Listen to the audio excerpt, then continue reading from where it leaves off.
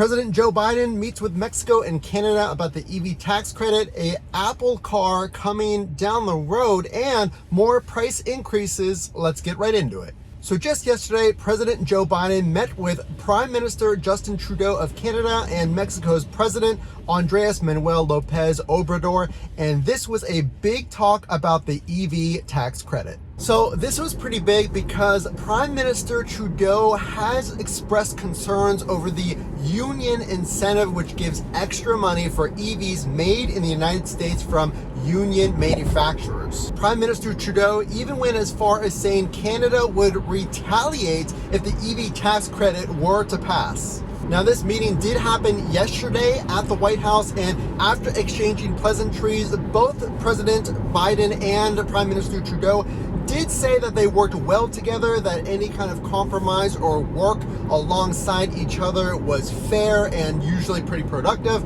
But those are pretty strong words from Prime Minister Trudeau and overall Canada's thoughts of this EV tax credit. President Joe Biden said, quote, "We're going to talk about that when talking about the EV tax credit to some extent. We haven't even passed it yet in the House. There's a lot of complicating factors." So where is the EV tax credit? What is the latest? Well, the House apparently worked overnight on the $1.7 trillion Build Back Better plan that includes the EV tax credit. Now, again, this is separate than the infrastructure plan that was recently passed and includes $7.5 billion for EV chargers. So after the House votes on this, which should happen soon, there was some delay from last week, with the goal of this being done by Thanksgiving, which is looking less and less likely to happen as time goes on.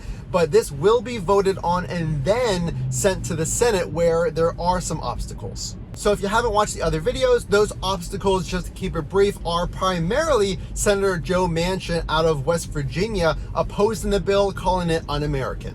So you can just tell from President Joe Biden's rhetoric on the whole discussion that there probably will be some changes, and we're in the early stages as this hasn't even been voted on yet. So there's a lot of conversations still to happen. A brand new Apple car, which has passengers facing the driver, is being talked about to be set for release in 2025. Now, no talks have been said from Apple whether this is going to be level 5 autonomy. Now, no company, not even Tesla, has achieved full autonomy where there doesn't need to be a driver, but Apple is getting pretty ambitious. So in addition to the 2025 date of release, they're saying that the Apple car will have no steering wheel and no pedals. So it goes without saying that Apple has a lot of catching up to do with Tesla, but now these talks have been reinvigorated. So we will see what happens as we get closer to 2025. More price increases to the Model 3, specifically out of Shanghai. Now, the China location of Tesla increased the Model 3 price around $2,300, $2,350 to be specific, on their Model 3 baseline price. So again, the baseline price of the Model 3 rear-wheel drive, which used to be called the standard range, has gone up in price, but now you're getting a lot more battery range